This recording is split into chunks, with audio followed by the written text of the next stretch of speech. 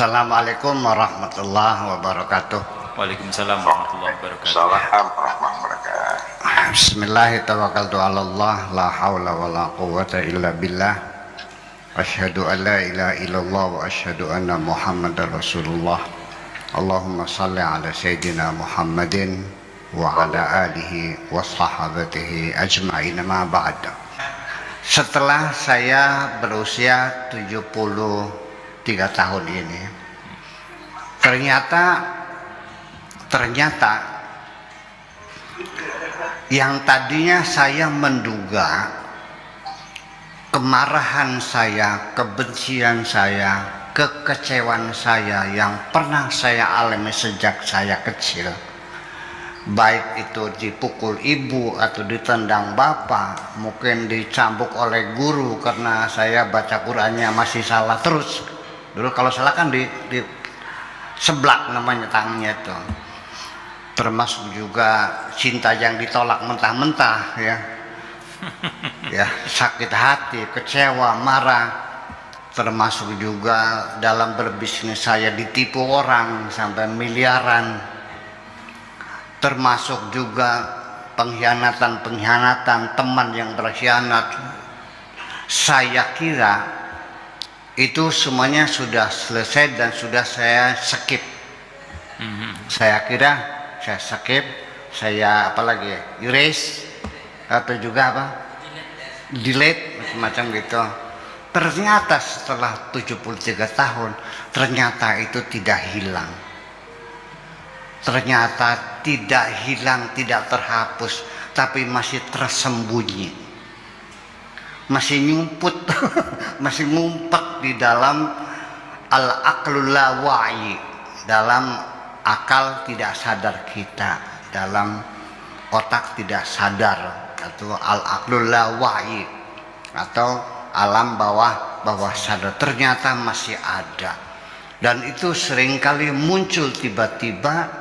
Dan seringkalinya di malam hari ketika saya dalam kekosongan, itu muncul seperti saya menonton film.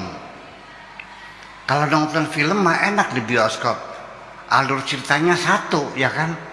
Tapi kalau saya menonton masa lalu saya, ini saya ditipu, nongol gambarnya. 1 menit kemudian muncul cinta saya yang ditolak dulu itu muncul lagi. Kemudian juga saya ditendang bapak saya juga muncul lagi. Saya menonton banyak film yang amburadul semuanya itu, dan itu menyebabkan saya menjadi susah tidur. Ternyata bahwa benarlah apa kata Allah, bahwa ketika kita marah dan kita mengendalikan marah kita sembunyikan, oke, itu bagus. Yang disebut dengan wal kadhiminal ghaidha, yang bisa menyembunyikan kemarahannya. Siapapun yang mampu mengendalikan emosinya, kemarahannya, kesedihannya, ya, sehingga selalu tampil dengan senyuman bertemu dengan siapapun, sehingga orang lain tidak tahu dia sedang marah, itu sudah bagus. Menghormati orang lain, ya kan begitu? Menyembunyikan kemarahannya, wal kadhiminal ghaidha, tapi itu tidak menghapus, tidak menghilangkan, hanya tersimpan rapih dan masih utuh. Makanya tidak cukup dengan wal kadhiminal ghaidha, tapi wal afina 'anil nas. Nah, baru skipnya itu terjadi ketika kita langkah berikutnya setelah kita sembunyikan, kita kendalikan kemarahan, ketika kita tutup dengan memberikan pengampunan, pemaafan kepada orang lain, itu baru terjadi skip, baru hilang. Itu persoalannya. Makanya wal kadhiminal ghaidha wal afina 'anil nas. Jadi di ayat lain juga sama. Kita memaafkan orang, betul. Setelah kita menyembunyikan kemarahan kita masih tersimpan, baru akan hilang gitu ketika kita wal afina memaafkannya, itu baru hilang.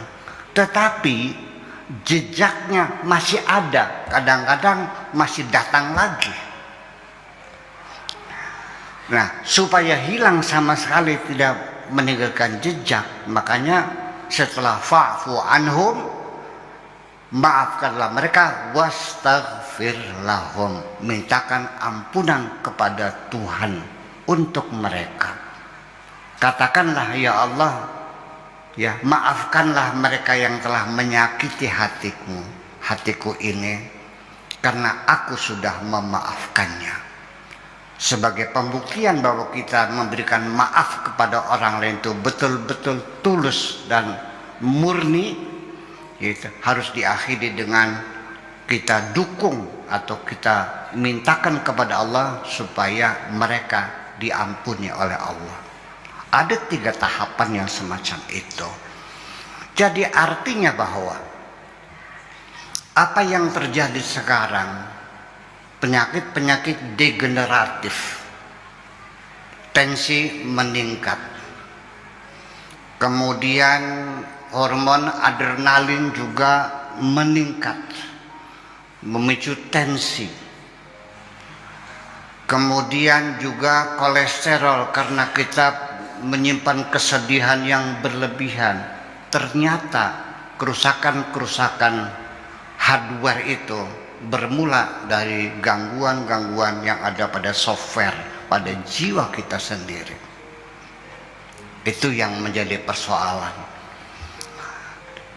Sebetulnya kita ingin melupakannya, tapi dia datang sendiri.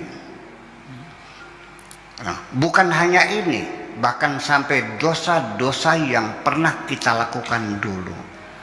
Apa mabuk, apa melacur, apa mencuri, apa korupsi, apa membunuh dan sebagainya.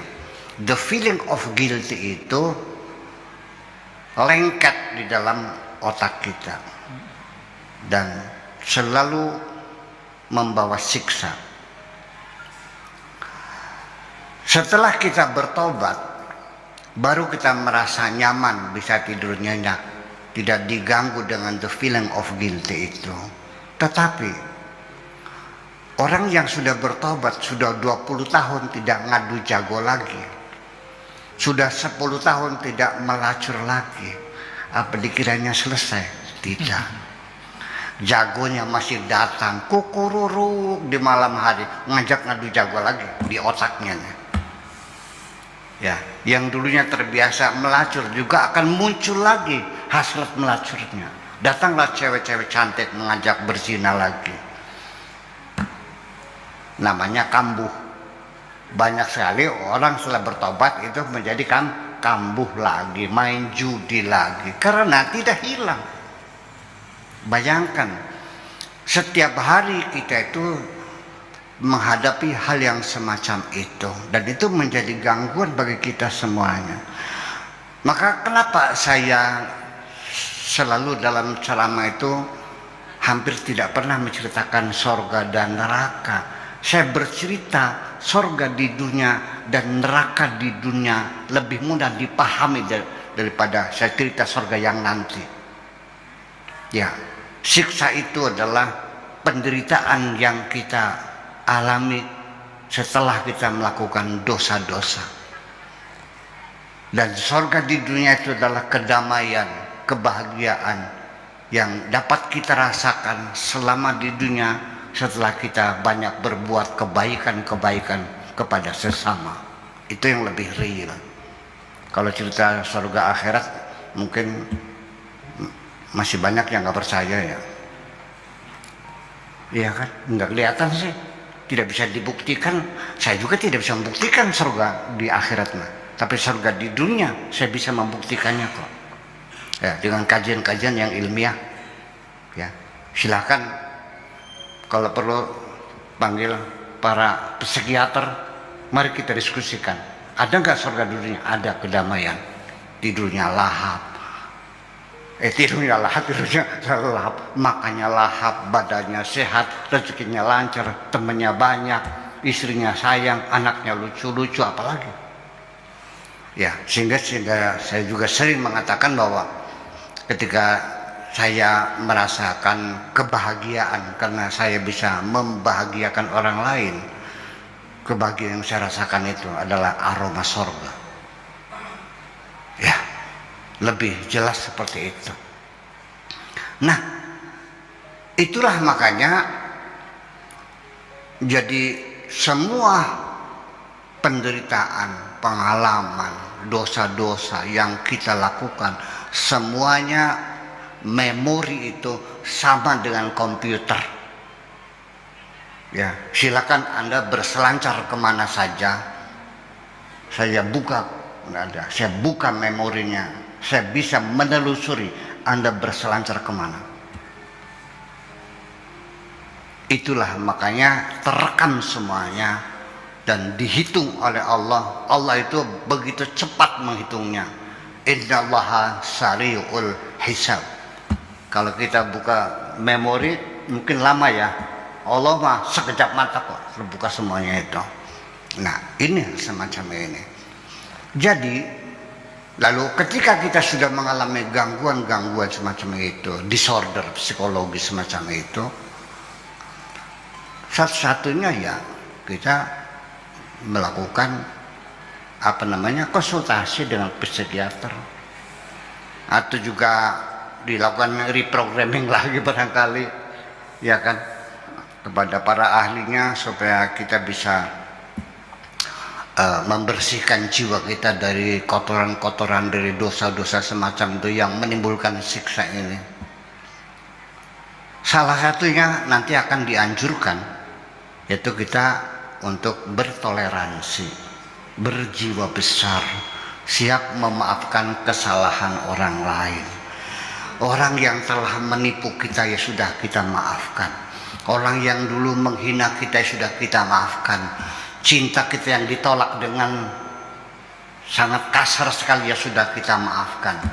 Tetapi muncul pertanyaan berikutnya, ya bagaimana Pak Kiai, hatiku udah sakit. Iya, rasanya tidak puas kalau tidak membalas dendam itu. Terus keluar lagi dalilnya, al-ainu bil aini wal anfu bil anfi wal udhunu bil udhuni. Mata dibayar mata, telinga dibayar telinga, hidung dibayar hidung. Saya kira ketika Anda masih menggunakan dalil itu, Anda jangan bercerita tentang perdamaian di dunia ini. Tidak mungkin di tangan orang yang pendendam seperti itu. Lalu pada akhirnya mungkin seorang psikiater bisa melakukan berbagai macam cara. Saya lebih menggunakan cara yang lebih manusiawi, yaitu dengan mengolah rasa, dengan memberikan pemahaman-pemahaman secara rasional bagaimana caranya Anda bisa bertoleransi, bagaimana Anda bisa berjiwa besar, mampu memaafkan kesalahan-kesalahan orang lain. Muncul nggak pertanyaan begitu? Anda sulit nggak melupakan kejahatan orang? Sulit. Anda pernah ditipu, mesti Anda kejar nggak orang tipunya?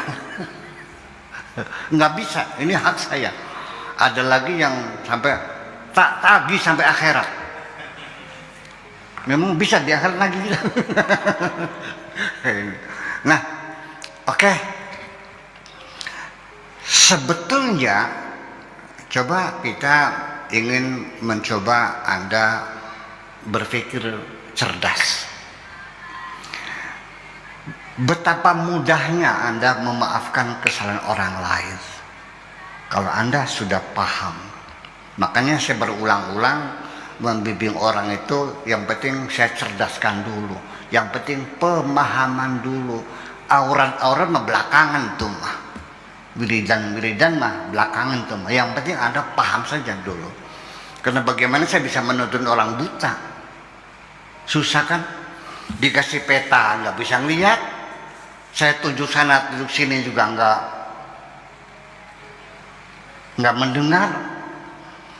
Terus ya melek aja dulu, kan jadi mudah kitanya. Nah, oleh karena itulah Maka dalam kesempatan ini tadi seperti yang disampaikan oleh Bapak Kiai Budi Harjono, qauluhu ta'ala fi kitabil aziz, ahasiban nasu an yutraku an yaqulu amanna wa hum la yuftanun. Apakah dikiranya orang itu setelah mengatakan kami beriman lalu akan dibiarkan begitu saja tanpa diuji? Nah, ini persoalannya. Apakah tanpa diuji? Dan Allah juga sudah sesumber sejak awal mula, pasti kamu akan kuuji. Wala nabluwannakum bisyai'in minal khaufi wal ju'i wa naqsin minal amwali wal anfusi wa thamarat wa basyiris sabirin. Jadi apa sih urgensinya ujian itu? Ya, ujian itu, makanya kenapa Tuhan kita disebut dengan Rabbul Rububiyah, itu artinya mendidik kita, menguji kita. Hanya bedanya kalau Pak Afkar dulu sekolah, pertama-tama dikasih pelajaran dulu, nanti akhir tahun baru diuji. Lulus naik pangkat, tidak lulus ngendong. Kalau di sini namanya ngendong. Nah, makanya kenapa Allah menguji? Untuk mendewasakan kita, supaya kita dewasa, supaya kita matang, supaya kita itu kuat, supaya kita lulus. Bagaimana kita membeli sesuatu barang berharga tanpa diuji? Anda beli emas diuji enggak? Kalau beli batu diuji enggak? Iya, ya itulah makanya diuji. Maka ujian ini merupakan salah satu prosedur yang penting sekali dalam kehidupan kita. Diuji dengan apa? Ya diuji dengan disakiti oleh orang, dihina oleh orang, ditipu oleh orang. Saya paham Anda pasti dendam. Dan bagaimana Anda bisa memaafkan orang yang menjahati Anda? Di situ persoalannya. Jadi pada hakikatnya mah, Allah itu ketika ingin menguji kita supaya kita dewasa, Allah itu meminjam orang lain untuk mencaci maki saya, untuk menghinakan saya, supaya saya cepat dewasa. Dipinjam oleh Allah melalui orang itu. Dan bahkan kadang-kadang bukan orang itu, saya sendiri juga sering dipinjam Allah untuk menyakiti Anda. Pada giliran seperti itu. Iya kan? Jadi artinya setiap kita menghadapi ujian dari Tuhan itu, jangan melihatnya Allah itu kejam kepada kita. Orang tua juga sama, sering mukul kita. Saya nanya, orang kamu sayang nggak? Kok mukul kamu? Pernah dijiwet nggak? Katanya sayang. Ya justru karena ketika engkau diomongi baik-baik nggak nurut, makanya dijiwit. Tentunya Allah tidak menjiwit sendiri, tapi Allah nyuruh hamba yang lain untuk menjiwit kamu. Jadi artinya kita ini harus berjiwa besar bahwa sesungguhnya ketika engkau disakiti orang, sesungguhnya Allah yang sedang menguji kamu. Bagaimana rasanya sakit hati. Dan pada gilirannya kita juga sering dipakai oleh Allah untuk menyakiti hati orang juga. Kemudian lagi, ketika orang itu saya anjurkan untuk memaafkan kesalahan orang lain, enak aja jawabnya. Enak aja dimaafkan. Uangku 1 miliar hilang, bagaimana memaafkannya? Ya kan? Dia memfitnah aku sampai aku masuk penjara, bagaimana aku maafkannya? Nggak bisa. Pokoknya mata dibayar mata. Oke, sudah selesai. Tetapi saya juga akan mengatakan kepada Anda, ketika Anda tidak mampu memaafkan orang lain, Bagaimana logika Anda berbicara ketika Anda minta ampun kepada Allah? Itu yang jadi persoalannya. Jadi nanti pada akhirnya seperti adaptasi yang dikatakan juga, apakah kita nanti bisa beradaptasi? Ya bisa. Orang yang sudah beradaptasi dengan penderitaan itu kan menjadi orang yang punya kepribadian yang kokoh. Semakin banyak Anda menderita, semakin kokoh kepribadian Anda. Nah, adaptasi ini apakah sifatnya morfologis? Apakah adaptasi fisiologis? Apakah adaptasi neurologis?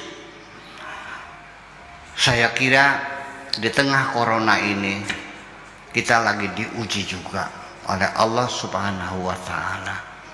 Maka pada akhirnya saya ingin mengatakan, tanpa engkau berusaha memaafkan orang lain, tanpa engkau harus belajar tasawuf berlama-lama, tanpa Anda harus meminta orang yang bersalah minta maaf melalui media, melalui surat kabar, semuanya akan hilang dengan sendirinya ketika ada cinta masuk ke dalam diri Anda. Terima kasih. Assalamualaikum warahmatullahi wabarakatuh.